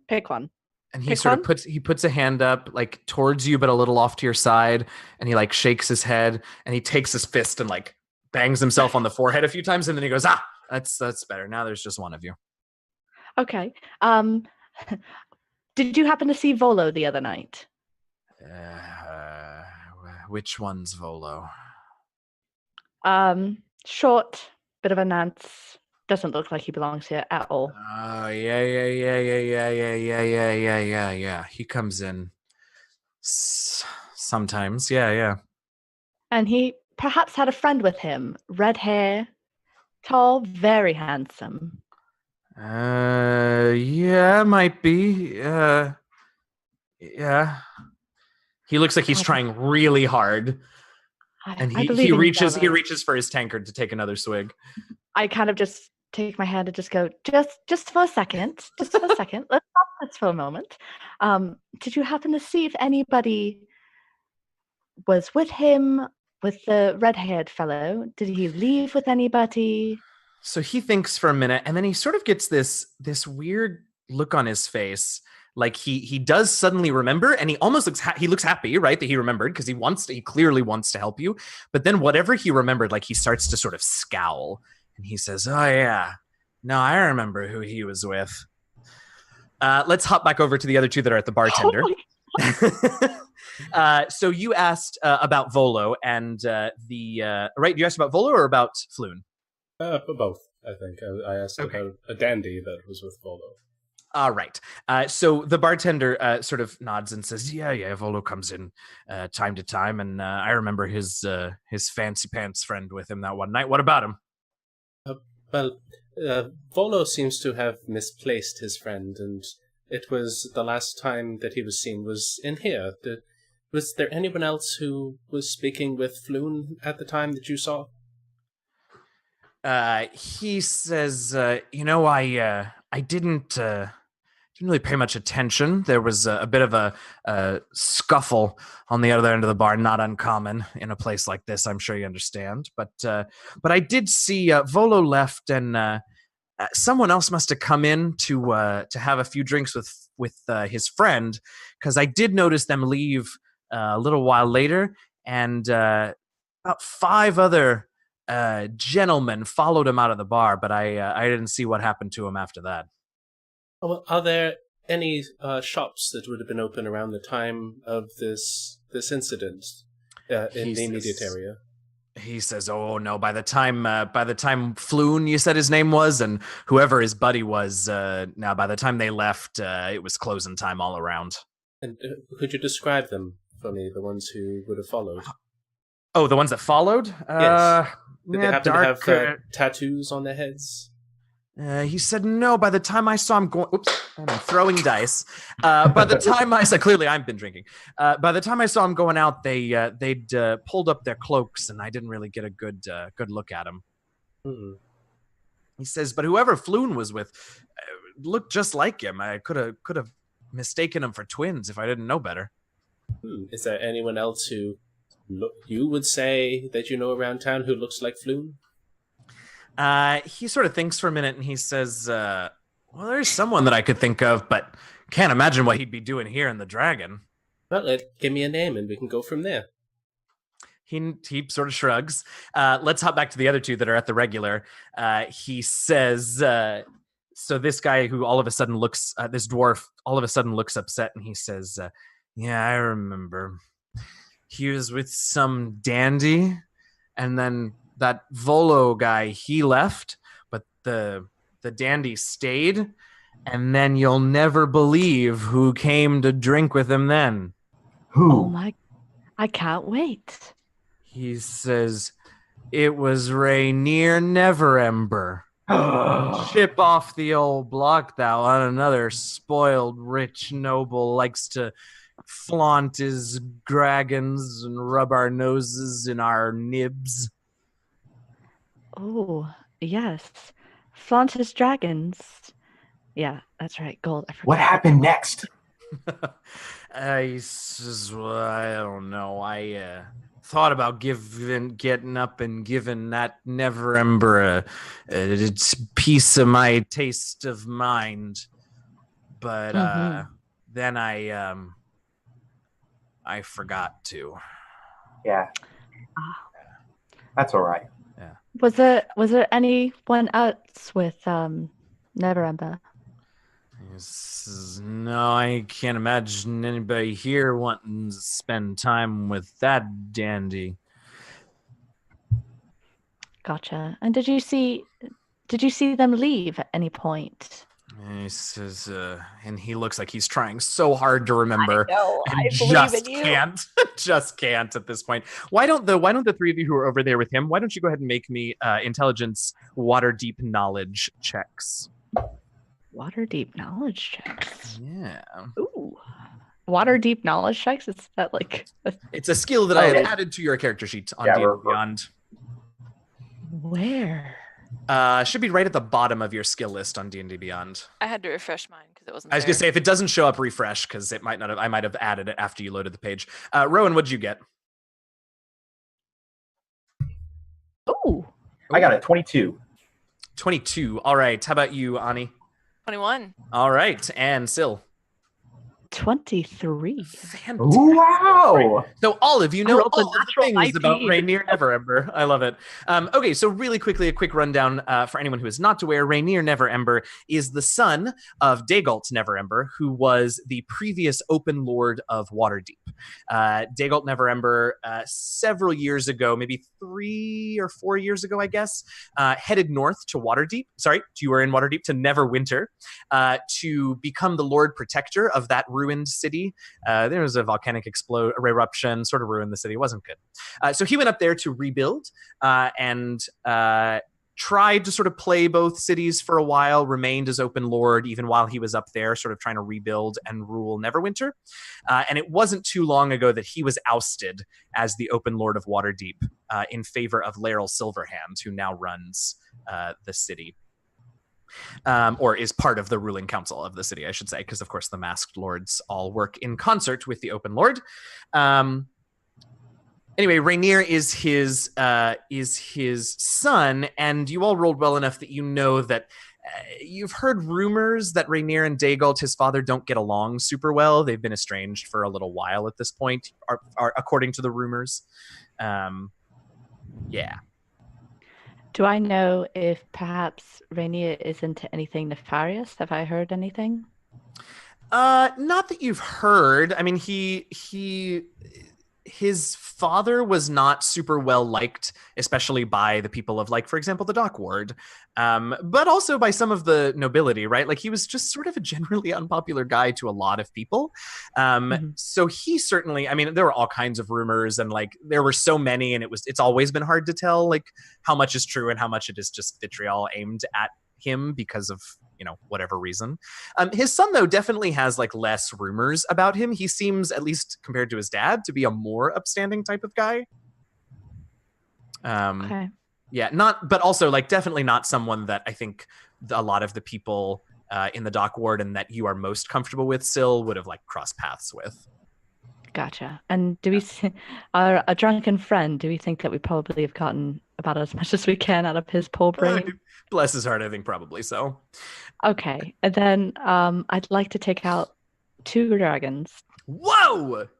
Yeah. And I want to slide it across to him and look at him and go, darling, maybe lighten up the drink and use these for something good. Understand? So you place them in his hands, and he I do. and it's never cute to watch a dwarf cry, but that's what happens. He just like his eyes well up with tears, and he like clutches them, and then he just like falls over backwards and in a dead faint, like, clutching the dragons, but like in a dead faint on the ground, just like so completely overcome. At that, let's hop back to the bartender. So the bartender sort of nods, and he says, well, I've heard it said that Floon has a passing similarity to old Neverember's son, but I don't know what he would be doing in a place like this. There's 3 people who would be unexpected in a place like this. I don't really believe in coincidence. He says, well, that's your business, but that's all I saw was Floon and whoever it was leaving, and 5 guys leaving not too long after him. Right. Well, Rocky, are you done drinking your bathtub? Shall we go reconvene with the others? Slams it on the table, at least mostly empty. And I go, I'm pretty close to done, but I got one question. I know this area's not always been the nicest, but have you found that there's more trouble going on? He says, I guess I've noticed a bit more ne'er-do-wells running about the streets causing trouble. I try and keep my head down, though. Run this place, toss out anybody that causes trouble, and, like I said, keep my head down. We passed some guys on the way here who looked, they're messed up pretty good. Some guys, I think they were in cloaks, were walking off. They had a symbol on their arm. Do you know anything about those? So you describe that symbol to him, and as he describes it, let's go ahead and have Theron, why don't you make an intelligence history check as well, since this is the first you're hearing of it, and I'll make one for the bartender. 19. So the bartender doesn't, but Theron, you recognize the description as the symbol of the Zentarum, which is a sort of Sword Coast-wide faction that you know has some strong ties here to Waterdeep. They're a band of mercenaries. They have undergone a lot of changes over the years. They're also known as the Black Network. In recent days, you've actually heard of them because at least part of the organization is sort of trying to like clean up their reputation a little bit and sort of move more into sort of the mercenary business and at least be a little more upstanding about their dealings, but they definitely have a sordid past as well. Thinking back on it, do I remember if there's any bad blood between gangs? Are we looking at the gang warfare? Yeah, so with that roll, I would say yes. You sort of start putting some pieces together and realize that the increased violence in the streets, a lot of times you've heard, it's either been printed in the broadsheets or you've heard some rumors that the escalation seems to mostly be between members of Xanathar's guild and the Zentarum.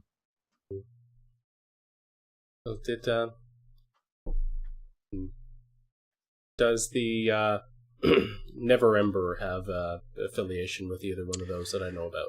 Not as far as you can tell, and unless Rainier is really sort of keeping something pretty close to his chest, they're just not the sort of organization that he would be a part of. He's way more likely to be a part of, for example, like the Lord's Alliance, which is more sort of for the outwardly noble and wealthy. Well, maybe someone was trying to jump him for his wealth and fame. That would be... Well, not that I would ever do such a thing, but if I wished to jump somebody and hold them for ransom, I'd take somebody who had wealth. The bartender sort of nods and says, I don't know nothing about any of that, but seems like solid logic to me. At this point, you all hear a thud and a clatter on the far side of the bar, and you see the dwarf go tumbling down. So Syl and... yeah, exactly. I'll rush over and make sure that he's okay. Okay. So you rush over and he is fine. He very quickly is sort of coming to. He probably hit his head, but he's a dwarf. They got nice hard heads. He's going to be just fine. But as he begins to come to, his eyes, you notice, Rowan, since you're pretty up close to him, his eyes seem a little clear. Like the knock on the head must have sobered him up a little bit. And he sort of pops up. He pops his head up and looks around, and he looks at Syl, and he just calls out a name. He calls out the name Kazim. Kazim. And then he sort of like slumps back into his like drunken stupor. Okay. Do I know the name Kazim? I mean, it's not a super common name here in Waterdeep, but yeah. It's not a super common name here in Waterdeep, but like it's just a name. Okay. Syl, that was just the nicest thing that you just did. I'm very proud of you. Now we just got to make sure that he gets home okay. I'm gonna take the 2 gold and I'm gonna like try and hide it in one of his pockets while he's sleeping, so it's not just in his hands. Oh no, he's totally gonna get shaken down. That's not gonna work. And I know how to hide. I know how to hide a couple of coins. Okay. So you're gonna sleight of hand. Goes a pouch. Yeah. Reverse pickpocket. Make sure he can find it. I mean, what's gonna happen? It's just gonna. He goes to wipe later on tonight and just what? It's like when he goes to do the laundry, he'll be like, "Oh my god!" I don't think he does the laundry very often. I don't think so either. And I'll kind of just roll him over, so if he vomits, he doesn't choke on it. Oh, bless. Such a thoughtful and just go, I think this one's toast. But that's super strange that now look at the other two and be like, Neverember was here. What would Neverember be doing in a tavern in the Darkwood? Meeting some seedy contact? Trying to slum it, as the nobles sometimes do. Yeah, but why would a noble be here? If you're noble, come on, let's face it. You don't go to somebody comes to you. So why was he here? Ani, do you know of anything? Yeah, nobles aren't any good. That's fair. That's insightful. Especially it sounds like this Neverember. I mean, I think he's up to no good. Yeah. Yeah, that seems reasonable. Even if you are noble and they're supposed to come to you, sometimes nobles have to step out of their comfort zone and do a little bit shady dealing. So doesn't sit well with me. Can I look around and see if anybody has maybe taken any interest in us? DM. Sure. Make let's call it a wisdom perception check. Okay. Oh shit. Sorry. It just rolled right off. 14. 14. Well, let's see. Hold on. We are super interesting. Yup. There's one individual who is not very good at hiding the fact that he's just like staring at you all openly and listening to you. Still, he's one of the other ones that you thought you had recognized earlier as one of the regulars of the what's the name of this place? Skewered Dragon. Thank you, jeez. Yeah. Of the Skewered Dragon. And he's just ever since that poor dwarf called out that name, he's sort of been watching you. Okay. Yeah. I'd like to just take because I haven't drank out of my tankard, and just walk over to him, sit down, slide it in front of him, and go, "So, being a bit nosy, are we?" He sort of looks down and says, no, just no. I feel like I've seen you around here before. I don't know if you know, from the Dark World. Wondered if perchance we can take a little bit of your time. He looks a little nervous, but he sort of nods and reaches for his tankard. Okay. Volo, have you seen him around any time? He says, no. Haven't seen him past few days, perhaps? He says, no, but I haven't been here as often as I usually am the last few days. Is he being honest with me? Make an insight check. Wisdom insight check, sorry. 19. No, 19.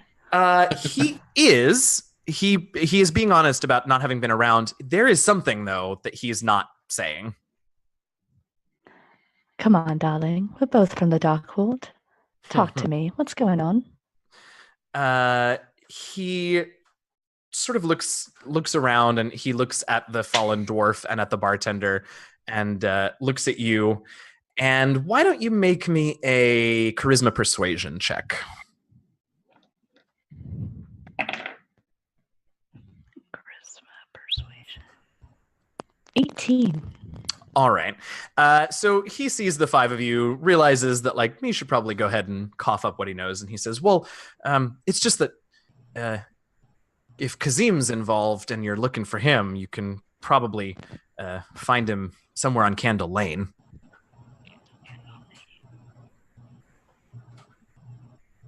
And who is Kazim? Woo. He says, "Oh, I don't know him well. I just he and some of his friends. I know that they are known to have a little place down on Candle Lane, one of the warehouses down there." He says, "So if you want to find him, just head down that way. Look for the warehouse with the snake symbol on the door."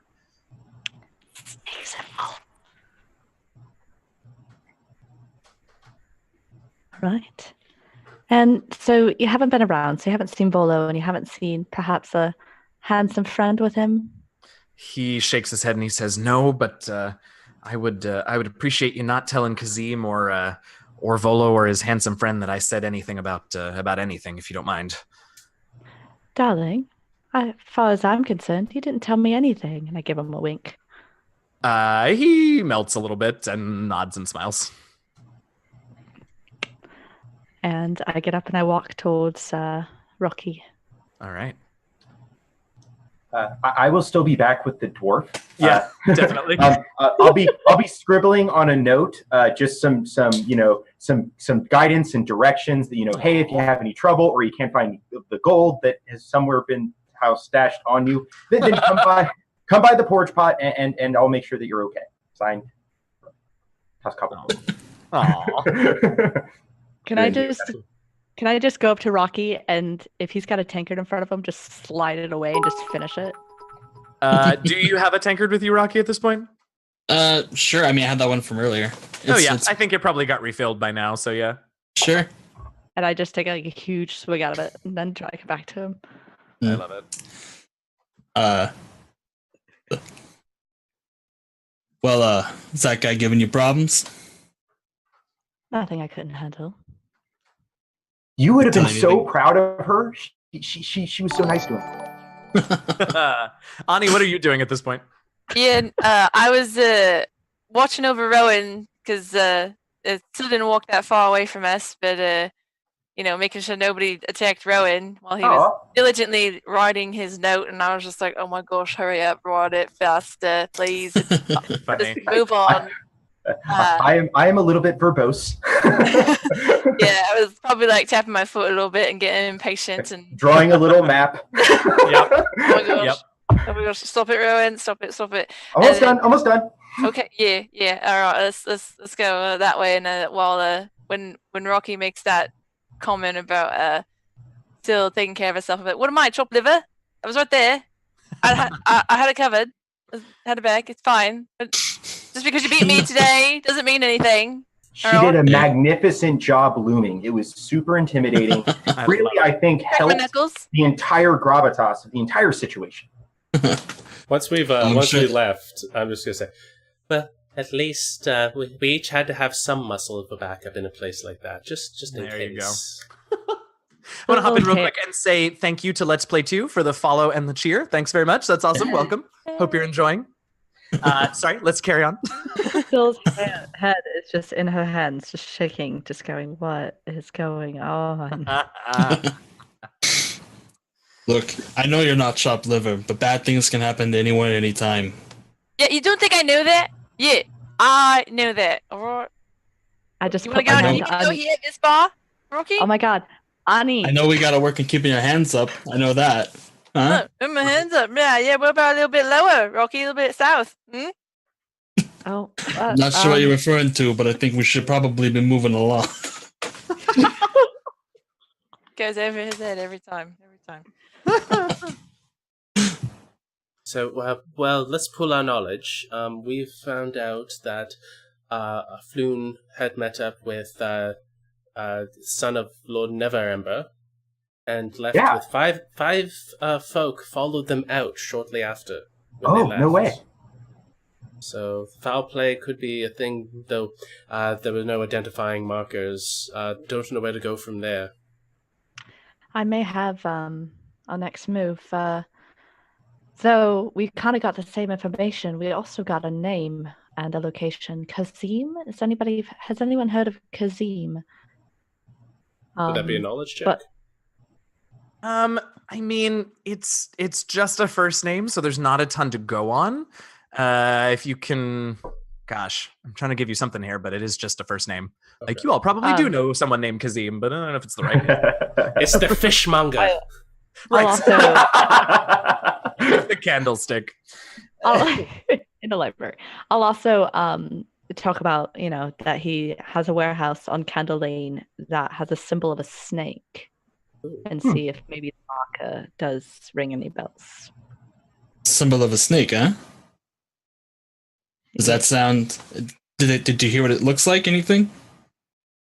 I mean, he just said snake. Unfortunately, I assumed. I mean, we can go if you wanted, down Candle Lane, and look at the warehouse. Maybe the symbol, and look for the symbol of the snake. I don't suppose there'd be too many warehouses with snakes on them.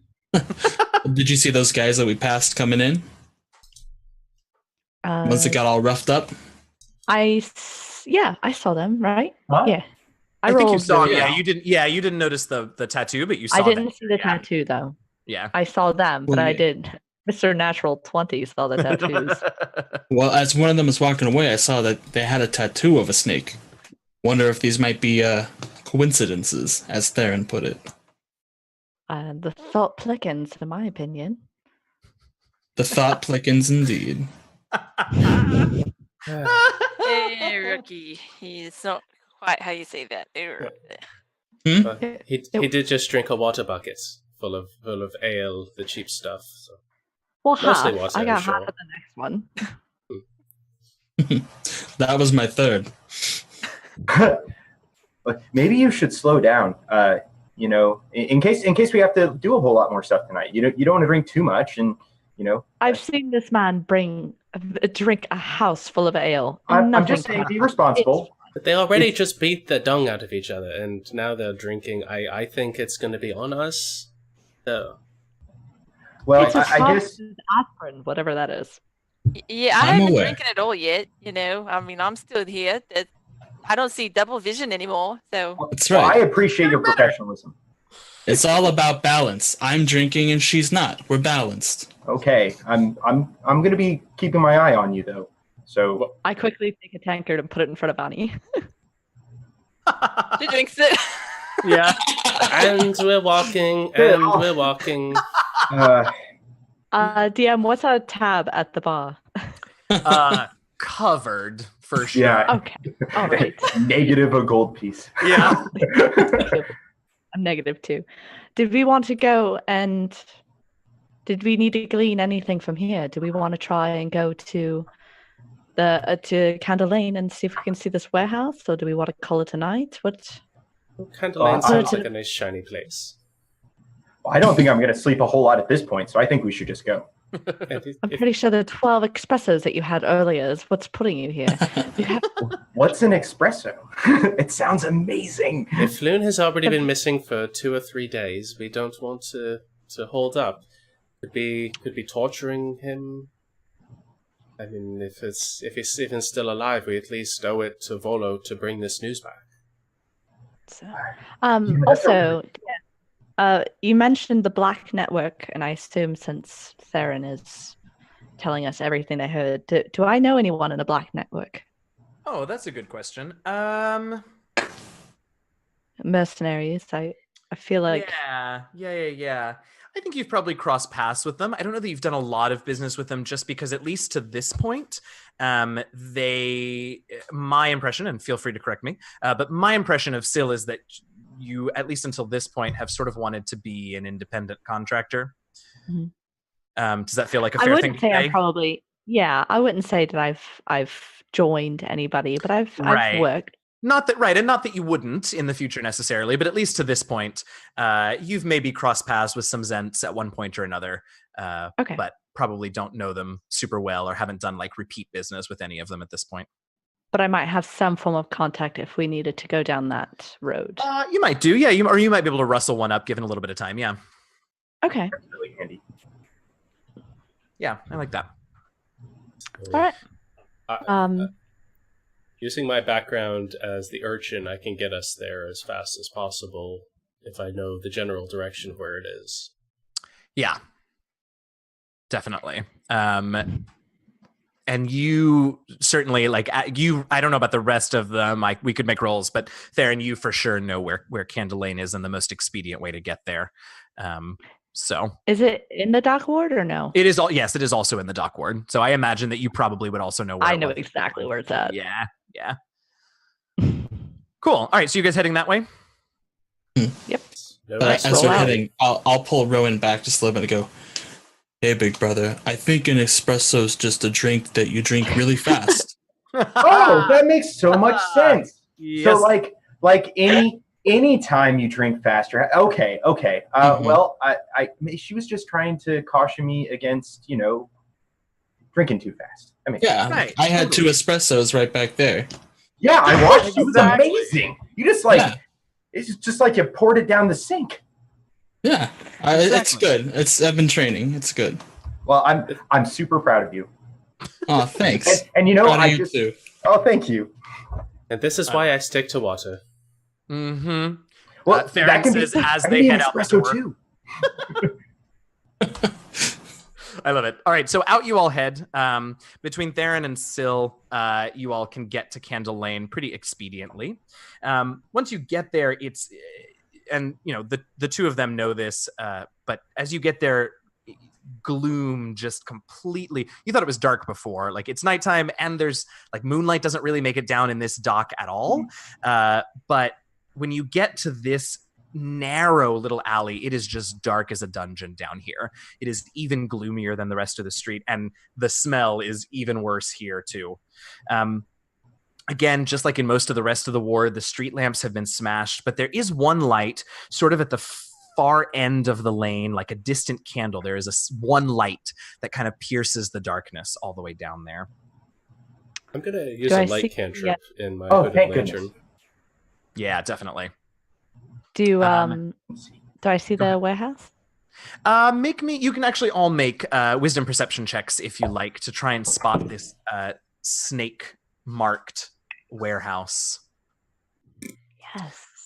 Let's start with Rocky this time. Perception 13. Okay. And Rowan? 9. Okay. And Ani? 13. Okay. Theron? I'm too busy paying attention to Ani's hair, thinking, how could I get her braids back after that fight? Perfect. And Syl? 18. Okay, so maybe you'd walked by this warehouse before still and seen the insignia and just sort of never thought anything of it to this point. But now that you know what you're looking for, about halfway down this alleyway, you directly across actually from that lamp, which you now see is the only light down this street that is still shining. Right across the street from that lamp is a warehouse that has a black winged snake, exactly like the one in the tattoo that you saw, Rocky, painted above the door's handle. Does it look like the Iron Fist insignia? Oh, actually, it sort of, there are similarities for sure. Now that you mention that, actually, that's okay. Yes. Score. So Cool. that is. So it seems that you found the warehouse.